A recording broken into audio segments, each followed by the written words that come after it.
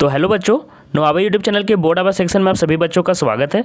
तो बच्चों, इस वीडियो में हम आपका जो क्लास 12th का बायोलॉजी का सेट 1 है मॉडल पेपर, उसका हम सॉल्यूशन लेकर आए हुए हैं और इसका पीडीएफ भी आपको बता देंगे कि कहाँ पे आपको मिलेगा, जिससे आप लोग डाउनलोड कर सकोगे। ठीक है, तो चलिए हम आप लोग के सॉल्यूशन पर बढ़ते हैं। इससे पहले मैं बता दूँ कि बच्चों हमारे 2 चैनल हैं, नोआबा बोर्ड आवर। देखिए यहाँ पे दिख रहे होंगे सभी वीडियो क्लास आपको जो है यहाँ पे होता है, बहुत सारे इंपॉर्टेंट। तो आप बोर्ड आवर और नोआबा दोनों चैनलों को सब्सक्राइब कर लीजिए। और पिछले साल टेलीग्राम ग्रुप में हमारे यहाँ पे 1200 से ज़्यादा बच्चों ने 75% से अधिक लाया था। तो इस बार भी टेलीग्राम में हमारे 2100 से 2200 बच्चे जुड़ चुके हैं अभी तक, है ना।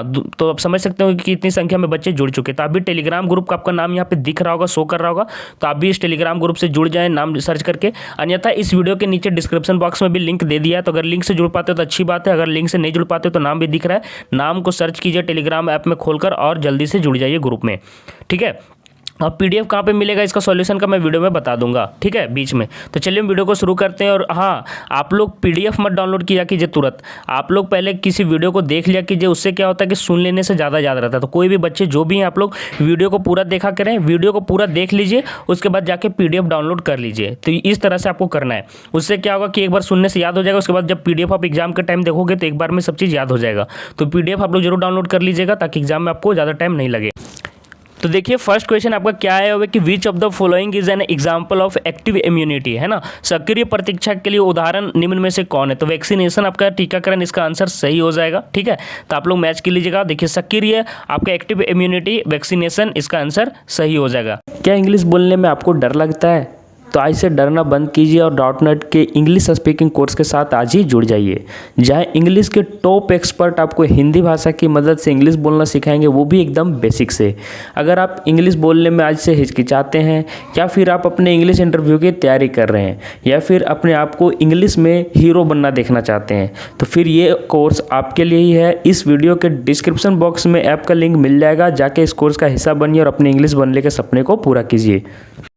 ठीक है, एग्जाम्पल है एक्टिव इम्यूनिटी का सक्रिय प्रतिरक्षा का टीकाकरण वैक्सीनेशन। अगला देखो क्या पूछ रहा है, हिंदी मीडियम और इंग्लिश मीडियम दोनों वाले बच्चों को दिक्कत ना हो इसलिए दोनों में दिया हुआ है क्वेश्चन पेपर। तो ये बहुत ही अच्छी बात है कि क्वेश्चन पेपर आपको हिंदी और इंग्लिश मीडियम दोनों में दे दिया है, ताकि कोई भी बच्चे को परेशानी ना हो। तो इस बार जैक बोर्ड ने ये अच्छा किया है और आप लोग को कोई दिक्कत नहीं होगा। ठीक है, एन एंटीबॉडी मॉलिक्यूल, है ना, कैन बी रिप्रेजेंटेड एज, एक प्रतिरक्षी अणु को इस प्रकार से निरूपित किया जा सकता है। कैसे किया जा सकता है? तो ए ऑप्शन आपका सही हो जाएगा, H2L2। ठीक है, एक प्रतिरक्षी अणु को इस तरह से निरूपित किया जा सकता है। आगे देखो क्या पूछ रहा है, humoral response is associated with, तरल अनुक्रिया प्रतिक्रिया का संबंध है। तो आपका ये आपको देखिए सभी ऑप्शन दिए हुए हैं, तो ये वाला थोड़ा सा गलती से हो गया है, तो इसको ध्यान नहीं देना। ये आपका आंसर सही है, B cells and T cells, B कोशिका और टी कोशिका। तो आपका जो होगा तरल अनुक्रिया प्रतिक्रिया का संबंध, तो आपका सी ऑप्शन बिल्कुल सही हो जाएगा। 4th नंबर क्वेश्चन देखो क्या पूछ रहा है कि cell mediated response is associated with, कोशिका मध्यित अनुक्रिया का संबंध है। तो आपका टी सेल आपका आंसर सही हो जाएगा, टी कोशिका से। बी ऑप्शन आपका यहाँ पे सही हो जाएगा। ठीक है, 5th नंबर देखो क्या पूछ रहा है इंटरफेरॉन्स आर सेक्रेटेड बाय, है ना, इंटरफेरॉन का स्राव के द्वारा होता है। तो इंटरफेरॉन का आपका स्राव किसके द्वारा होता है बच्चों? वायरस इन्फेक्टेड सेल्स के द्वारा, है ना, विषाणु संक्रमित कोशिकाएं।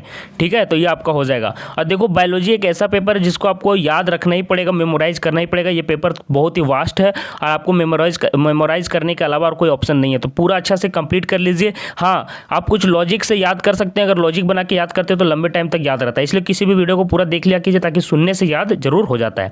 ठीक है, क्योंकि एक क्वेश्चन में आपको 1 मिनट के एक क्वेश्चन में जहाँ पे आप पढ़ते हो, मतलब उसको रीड करते हो, तो ज़्यादा से ज़्यादा 10 सेकंड देते हो, लेकिन जब आप सुनते हो तो 30 सेकंड देते हो। तो 30 सेकंड जब किसी एक क्वेश्चन को आप सुनते हो तो वो जल्दी याद रह जाता है। तो इसलिए आप लोग सुनने का काम किया जरूर कीजिए। ठीक है, सभी मॉडल पेपर का सॉल्यूशन हम यहाँ पे देंगे आपको सेट पेपर के साथ, तो आप लोग पीडीएफ के साथ, तो आप लोग वहाँ से डाउनलोड कर लेना।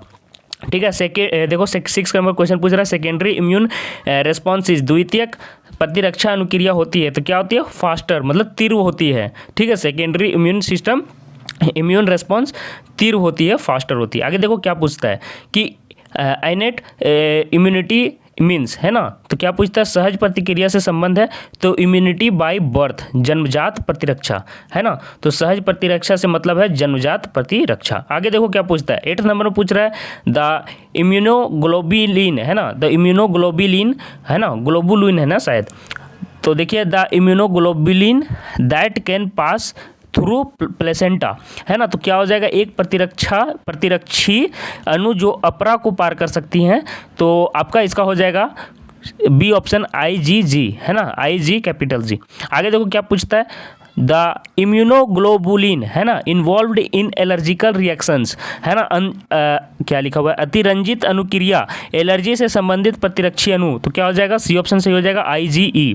ठीक है, तो देखो बच्चों, मैंने सभी सब्जेक्ट का आपका कंप्लीट करवाया मॉडल पेपर, सिर्फ बायोलॉजी का ही नहीं, मैंने इंग्लिश कोर का बहुत ही बेस्ट सॉल्यूशन दिया, तो इंग्लिश कोर को भी आप हमारा फॉलो कर सकते हो। इसके अलावा मैंने देखिए आपका इकोनॉमिक्स का भी क्लास लिया हूँ, तो वो भी आप देख सकते हो। इसके अलावा जितने भी सब्जेक्ट हैं मैं धीरे धीरे कवर कर रहा हूँ, तो आप हमारे टेलीग्राम ग्रुप से जरूर जुड़ जाइए। अब मैं बता दूँ कि PDF आपको वहीं पर मिलेगा, टेलीग्राम ग्रुप में ही PDF मिलेगा, तो आप लोग टेलीग्राम ग्रुप से जुड़ जाइए। अब देखो 10th नंबर क्वेश्चन है, इम्यूनोग्लोबुलिन प्रेजेंट इन कोलोस्ट्रम्स, है ना, मदर्स फर्स्ट मिल्क, कोलोस्ट्रम्स, है ना, पीयूष, माँ के दूध में पाया जाने वाला प्रतिरक्षी अणु, क्या हो जाएगा, डी ऑप्शन आपका हो जाएगा IgA।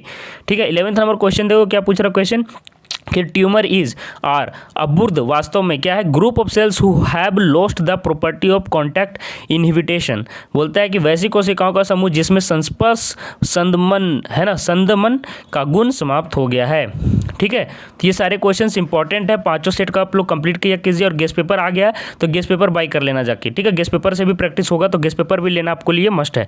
Types of tumour, cancerous cells, अबुर्द के विभिन्न प्रकार, क्या हो जाएगा, यहाँ पे दिया हुआ है दुर्दम, क्या हो जाएगा, मैलिग्नेंट, है ना, बी ऑप्शन आपका बिल्कुल करेक्ट है। आगे देखो क्या पूछ रहा है, excessive and longer consumption of alcohol drug में लीड्स इनटू, बोलता है कि एल्कोहल के लंबे समय तक अत्यधिक मात्रा में प्रयोग या सेवन करने से होने सकने वाले नुकसान, तो क्या होगा, सभी तरह के नुकसान हो सकते हैं। देखो यकृत मतलब लीवर सिरोसिस, है ना। आगे देखो क्या लिख रहा हुआ है, आगे देखो लिख रहा है respiratory failure and heart failure, हाँ ये भी हो सकता है।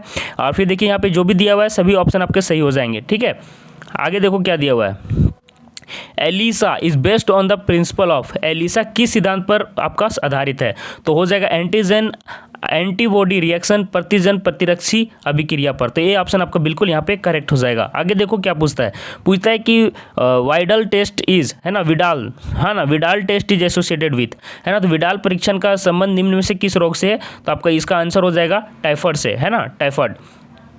आगे देखो क्या पूछता है कि DNA fingerprinting works on the principle of, DNA जो फिंगरप्रिंटिंग है किस सिद्धांत पर आधारित है, तो किस पर हो जाएगा, DNA पॉलीमॉर्फिज्म, है ना, DNA पॉलीमॉर्फिज्म, DNA बहुविविधता पर। ठीक है, आगे देखो क्या पूछता है, पूछ रहा है द टर्म कोडोन, है ना, the term codon is associated to, शब्द कोडोन निम्न में से किससे संबंधित है, तो क्या आंसर हो जाएगा, ए ऑप्शन आपका सही हो जाएगा tRNA, है ना, tRNA। आगे देखो 18th नंबर पूछ रहा है initiation codon AUG codes for which of the following amino acid, प्रारंभिक प्रकूट AUG निम्न में से किस एमिनो अम्ल के लिए कूट है, तो आपका डी ऑप्शन सही हो जाएगा मिथियोनिन, है ना, मिथियोनिन, है ना, मिथियोनिन, तो आपका डी ऑप्शन करेक्ट हो जाएगा। आगे देखो the total number of amino acids are, है ना, बोल रहा है कि अमीनो अम्ल की कुल संख्या कितनी है, तो 20 है, ये क्वेश्चन याद रखिएगा, आसान भी है, 20 होती है एमिनो एसिड्स की संख्या।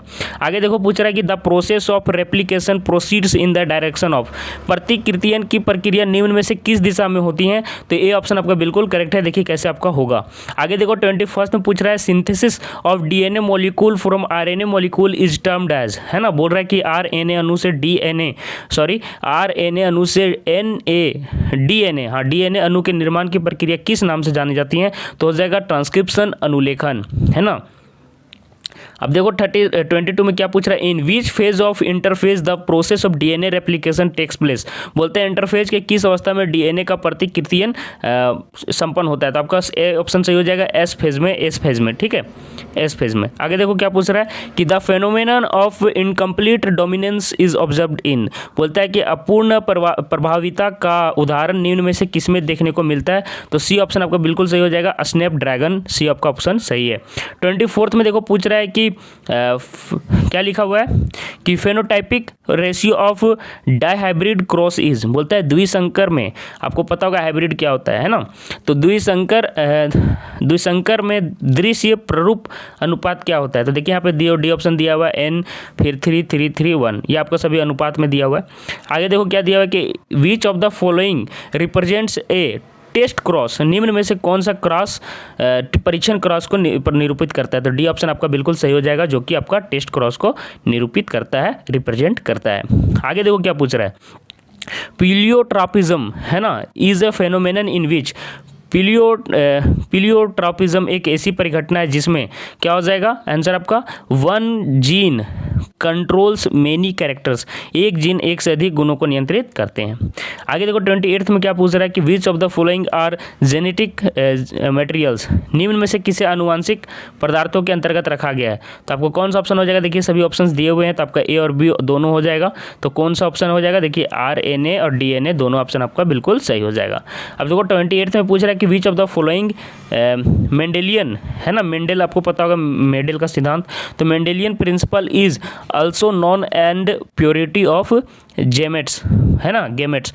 तो बोल रहा है कि which of the following Mendelian principle is also known as purity of gametes. तो आपको पता होगा कि मेंडल का जो प्रिंसिपल है बहुत ही मतलब कि आपका मतलब पॉपुलर भी हुआ था, आप लोग 9th में भी इसको देखे होंगे। निम्न में से किस सिद्धांत को युग्मकों की शुद्धता का सिद्धांत भी कहा जाता है? तो लॉ ऑफ सेग्रेगेशन है ना, सेग्रेगेशन विसंयोजन नियम।